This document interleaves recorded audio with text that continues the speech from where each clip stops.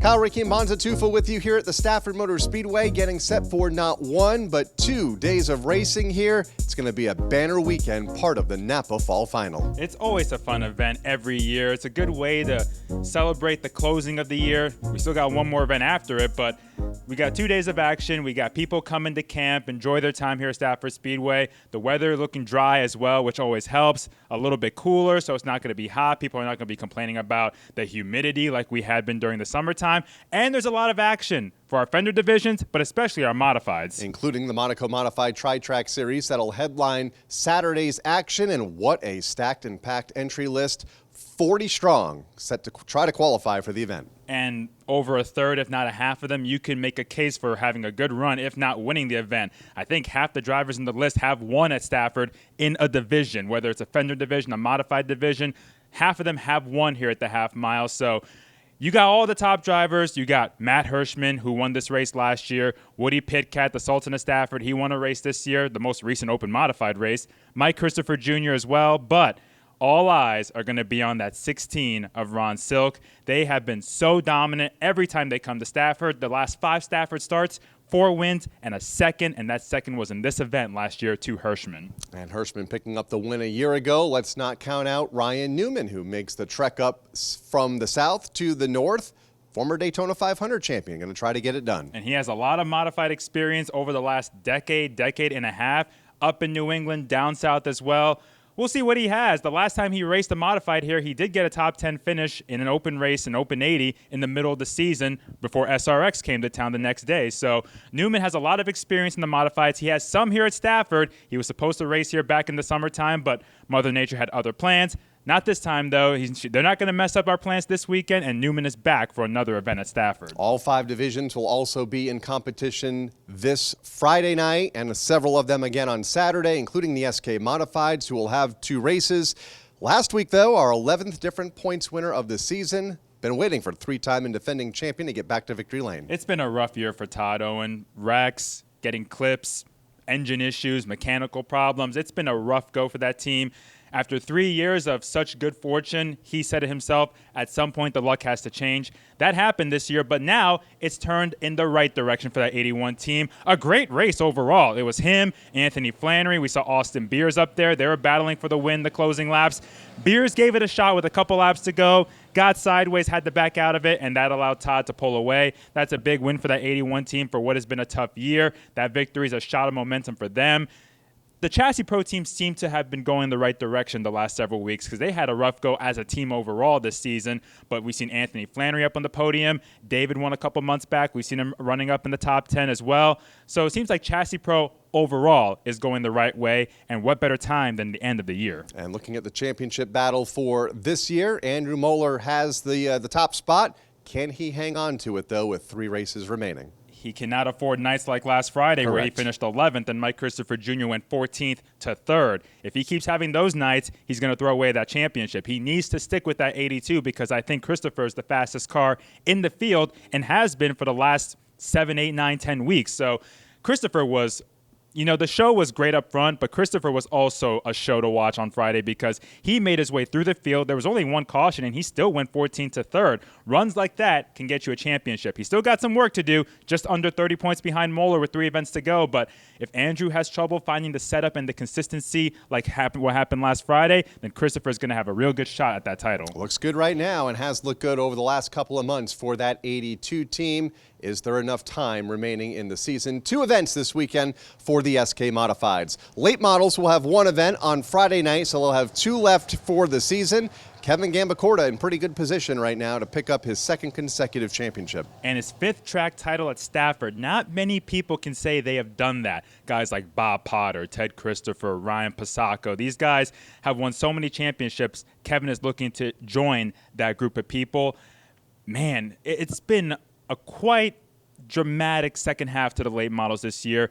And it was capped off last Friday with a very exciting finish. We saw Adam Gray go 3rd to 1st on a green-white checker to take the win after he passed Wayne Corey Jr. on the last lap. In the midst of all that, Gambacorta was all over the leaderboard during that 30-lapper. We saw him fall to the back twice just by getting shuffled on the outside, and he still made his way back forward to finish, I think, in the top 5. So Gambacorta is doing what he has to do, stays consistent. Verrecchio, the guy second in points, he finished runner-up last week. His first good run in about 3 events. He had a rough stretch going there.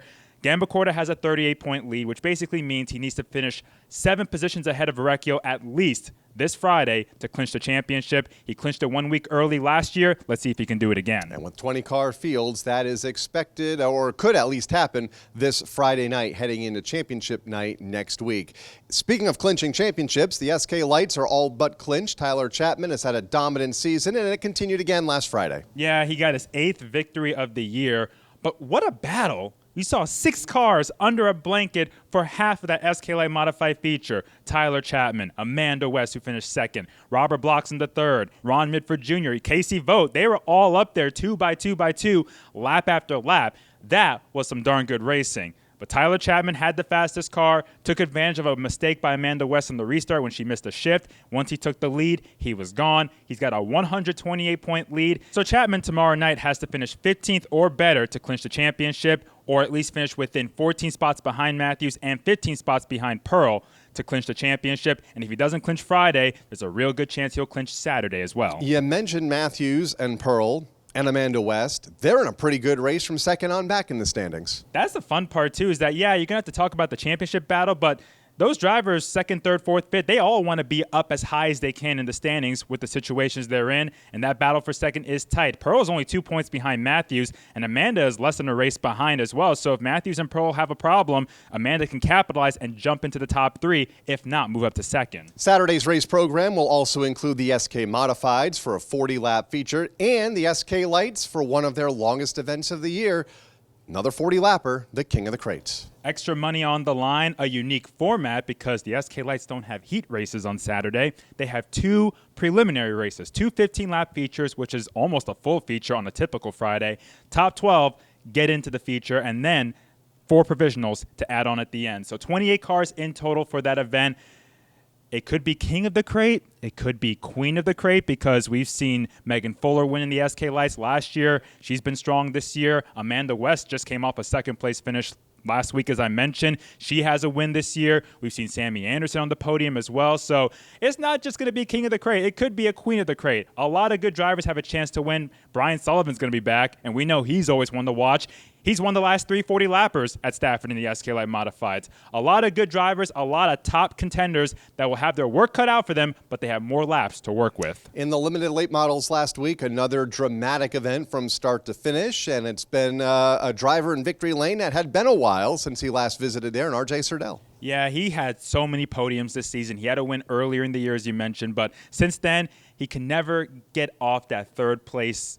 I don't want to say schneid because third place is good. It is. But he wants to win. But he's been locking thirds in almost every other week. Now he got into victory lane. It wasn't the prettiest of wins because halfway through the race, he had a close call with Trinity Provost that resulted in him getting sideways while Jeremy Lavoie wound up spinning. So Serdell got the win. Lavoie spun, and he's in the championship battle. Was he in trouble? Yeah, at that moment, because the very next restart, Matt Clement wrecked. Yep. Devin Jensick had a flat left rear in that same accident. So the top 2 in points fell out. Jeremy Lavoie stayed in it, finished 8th. So now you got the top 3 in the championship 10 points apart. It's Matt Clement, the point leader.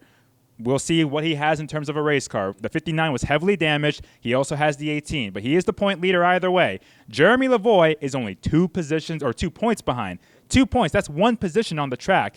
Devin Jensick, 10 points back. That's 5 positions on the track. And we know how competitive this division is and how things can change on a weekly basis. So with 2 events to go, there's no margin for error for those 3 drivers. They got to be perfect. With 2 events remaining over the next 2 Friday nights for the limited late models, you can say the same about the street stocks and Tyler Trott back in victory lane last week, extending his championship point lead at the front. He did exactly what he needed to do. He said he's going to be more cautious, but he found his way to the front, got past Bill Cody on a restart, and took the victory, expanding his point lead. Travis Downey, second in points, got black flagged during the race, came back to finish in the top 5, but you can't have those nights. You got to have clean nights in that 42 team. Have a fast car. You just got to put all 20 laps together if he wants a shot at that title. It's not over by any means, but Trott has been quietly consistent. He's avoided the accidents. There was a big accident last week that involved 5 cars.